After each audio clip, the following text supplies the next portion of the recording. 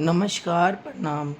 जैसे कल मैं आपको गोपी प्रेम की में के विषय में बताते बताते मर्मज्ञता के विषय तक पहुंच गई थी कि मर्म क्या होता है, मर्मज्ञ क्या होता है और मर्मज्ञता क्या होती है। मर्मज्ञता की परिभाषा ये है, मर्मज्ञता जो है उसकी जो भक्ति होती है, मर्मज्ञता की भक्ति तक जब हम पहुंचते हैं तो आत्मा से परमात्मा का जो मिलन होता है वो रास कहलाता है। और जब परमात्मा आत्मा को अपने संलग्न में ले लेती है तो वो मर्मज्ञता वाली भक्ति कहलाती है। जैसे कि राजा परीक्षित को जब तक्षक डसने का समय आया तो सुखदेव जी महाराज जी ने कहा कि राजा परीक्षित, अब तुम्हें तक्षक डसने का समय आ गया है, अब तुम सचेत हो जाओ। तो राजा परीक्षित ने कहा कि अब मैं भगवान के विषय से और भगवान की भक्ति में इतना लीन हो चुका हूँ कि मैं नहीं हूँ, मेरा शरीर कुछ नहीं है और मेरी आत्मा पूरी तरीके से परमात्मा में और भगवान कृष्ण में विलीन हो चुकी है। और मैं इस मोह माया से और इस माया रूपी जंजाल से अपने आप को मुक्त कर चुका हूँ। और तक्षक कब आएगा और कब मुझको डस कर चला जाएगा मुझे पता ही नहीं चलेगा, और ना ही मैं अपने मृत्यु से डर रहा हूँ। तो जब तक्षक आया और राजा परीक्षित को डस कर चला गया तो राजा परीक्षित को पता ही नहीं चला कि कब तक्षक आया और कब राजा परीक्षित को डस कर चला गया।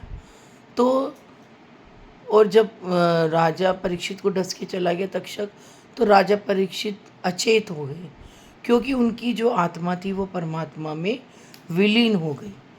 क्योंकि जब तक आत्मा थी उनके शरीर में तब तक वो सचेत थे, और जैसे ही तक्षक ने उन्हें डसा तो वो अचेत हो गए और कृष्ण में ही समाहित हो गए। ऐसा ही ये कलयुग है, कलयुग भी तक्षक है आज। ऐसा ही इस कलयुग में तक्षक कलयुग ही है, जो कलयुग में रहता है। वो तक्षक उसको डसता रहता है, तो उसको पता नहीं चलता कि मैं सतयुग में या त्रेता युग में रहता हूँ। और जो सतयुग में रहता है, चाहे कितना ही कलयुगी तक्षक उसे डस ले, उसे पता ही नहीं चलता, क्योंकि उसकी आत्मा परमात्मा में विलीन है।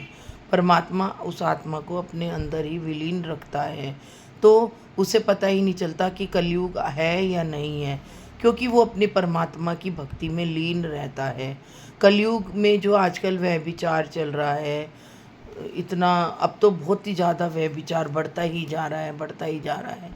धर्म को लोग समझ ही नहीं रहे हैं, अधर्मी होते जा रहे हैं। खान पान, उनका रहना सहना, अब हम कलयुगी जीव का सबका बहुत चेंज होता जा रहा है। लेकिन आज भी कई जीव ऐसे हैं जो कि सिंपल खाना खाते हैं, अपने आप को परमात्मा में ही लीन रहना चाहते हैं। आज भी ऐसे साधु संत जो कि गुफाओं में रहते हैं, कंदराओं में रहते हैं और अपने आप को परमात्मा ही लीन रखते हैं। और जो कलयुगी जीव है, जो कलयुग में जी रहा है, वो धर्म को जान ही नहीं रहा है, वो अधर्मी होता ही जा रहा है। धर्म क्या है, रिश्ते क्या है, परिवार क्या है, वो सब इन सब से दूर होता जा रहा है। तो अधर्मता बढ़ती जा रही है, धर्म कम होता जा रहा है। यही अब कलयुग की निशानी है। पहले हर आदमी सत्यवादी था, पता ही नहीं चलता था कि सब एक जैसे रहते थे, सब में प्रेम था। लेकिन आज जो समय आ रहा है, सब में प्रेम अब ख़त्म होता ही चला जा रहा है। तो भगवान कृष्ण से गोपियों ने अथाह प्रेम किया था, इतना अथाह प्रेम किया था कि हम उस प्रेम की था तक जा ही नहीं सकते हैं, क्योंकि हमें मर्म शब्द को समझना होगा, मर्मज्ञ बनना होगा। ममर्गता वाली भक्ति तक जाना होगा। क्योंकि हमारे शरीर में हम अपने उंगली से अंगूठे से रगड़ो तो हमारे को एक एहसास होता है कि हमारे शरीर में कुछ हो रहा है, कंपन होता है, या कुछ हम किसी चीज़ की अनुभूति प्राप्त करते हैं। तो ऐसी मैं एक दिन बैठी हुई थी तो मेरा हाथ ऐसे ही करने लगा, तो मुझको कुछ अंदर से कुछ अनुभूति हुई। ये मैं आपको एक सच्चाई बता रही हूँ अपनी ज़िंदगी की। तो मेरे मन में ऐसा लगा कि परमात्मा ने मेरे को अपने विषय से अवगत कराना चाहता है। तो मेरे अंदर से अपने आप ही ममर्ग शब्द निकला, ममर्गता अपने आप ही निकली। ये मैंने कहीं ना पढ़ी थी, ना मैंने कहीं से सुनी थी। फिर मैंने भागवत जी खोली तो भागवत जी में राजा परीक्षित का जो आखिरी अध्याय है उसमें ममर्ग लिखा हुआ था। फिर मैंने उस अर्थ को जानने की कोशिश करी वो अध्याय से। तो मैंने भी फिर ममर्गता के ऊपर काफ़ी कुछ लिखा है अपनी 5th बुक में। आपको मैं आगे के एपिसोड में जो भी मैंने लिखा है ममर्गता के विषय में वो मैं आपको सुनाऊंगी। वो उस समय भगवान ने मेरे से इतना सुंदर इस विषय पे लिखाया था कि मैं उसका आप सबके सामने बखान ही नहीं कर सकती हूँ। तो कई शब्द हमको परमात्मा से अपने आप मिलते हैं, हमने कभी सुने नहीं होते, कभी पढ़े नहीं होते, लेकिन मुझको तो कई बार ऐसे ऐसे शब्द मिले हैं कि जब मैं भागवत पढ़ती थी तो मैं जब वो भागवत में दिखती थी तो मैं कहती थी कि ना मैंने कभी इस विषय को पढ़ा, ना कभी इस विषय को जाना, ना पहचाना, मेरे हृदय में कैसे ये शब्द आ जाते हैं। तो यही परमात्मा की कृपा होती है, यही परमात्मा का आशीर्वाद होता है। क्योंकि मेरे साथ भी कई कई बार ऐसे चमत्कार हुए हैं, चाहे वृंदावन में कह लो, चाहे जागेश्वर में कह लो, कि मुझको परमात्मा ने बहुत कुछ दिया है और मैं उनको शेयर भी नहीं कर सकती हूँ। क्योंकि सब कहते हैं कि कई चीज़ें ऐसी होती हैं कि हम आपको उनसे शेयर नहीं कर सकते। हाँ, इतना मैं कह सकती हूँ कि परमात्मा का आज भी इस कलयुग में हम परमात्मा से साक्षात्कार कर सकते हैं। हमारे ऊपर जो भी विपदा आती है, परमात्मा हमारा उस विपदा को दूर करने में हमारे साथ हर पल खड़ा रहता है। हर पल वो हमारे साथ रहता है अगर हम सच्ची भक्ति, सच्चे प्रेम और सच्ची निष्ठा से और सच्चे मन से प्रार्थना करें तो परमात्मा हमारा उसमें साथ देता है और हमें आगे बढ़ने की प्रेरणा देता है। क्योंकि परमात्मा है तो हम हैं, हम हमारे अंदर आत्मा है तो हम परमात्मा से जुड़े हुए हैं। और जिस दिन हमारी आत्मा ने हमारा शरीर छोड़ दिया तो हम निर्जीव हो गए। हमारा शरीर एक 8 मास का पुतला रह जाता है, ना उसमें जान होती है, ना हमें पहचान होती है हमारी, बस एक डेड बॉडी के रूप में हमें जाना जाता है। ये एक जीवन की सच्चाई है, एक परमात्मा से प्रेम करने की सच्चाई बता रही हूँ।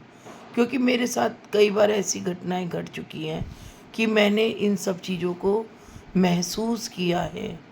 मेरे साथ भी कई घटनाएं ऐसी घटी है कि जो मेरे करीब थे, मेरे हस्बैंड थे, वो मेरे साथ बात करते करते एक पल में चले गए। एक पल भी क्या, एक क्षण में चले गए। अच्छे खासे वो थे और एक क्षण भी नहीं लगा कि उनको एकदम से हार्ट अटैक आया, कार्डियो अरेस्ट हुआ और वो बात करते करते ही चले गए। क्योंकि जब भगवान को आत्मा को लेना होता है तो जब उसका समय आता है तो वो एक पल क्या आधे पल में भी ले जाता है। ये मैंने अब मैं आपको क्या बताऊं कि भगवान ने मुझे इतना बड़ा दुख दिया है और मैं उस दुख को सहन करते करते भगवान की भक्ति के सहारे ही अपना जीवन यापन कर रही हूँ और अपने आप को आगे बढ़ा रही हूँ। तो परमात्मा ही मेरे को शक्ति दे रहा है, परमात्मा ही मुझे आगे बढ़ने की प्रेरणा दे रहा है।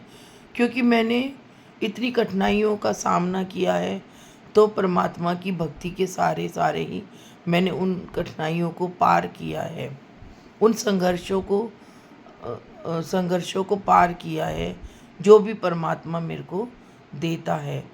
तो मैं परमात्मा और आत्मा का जो विषय से आपको अवगत कराती हूँ, तो ये भी एक साधारण विषय नहीं है, ये एक बहुत कठिन विषय है। इसको जानना, इसको पहचानना, इसको महसूस करना, अनुभूत करना, हम कुछ नहीं कह सकते कि हम इस विषय के कितने करीब हैं या कितने दूर हैं। ये सब हमारा भगवान कृष्ण ही हमें बताता है। और हमें हर जीव को, मैं तो कहूँगी कलयुग के हर जीव को ये चीज़ों को समझना होगा, अपने धर्म को समझना होगा, अपने व्यवहार को समझना होगा, अपने आप को समझना होगा।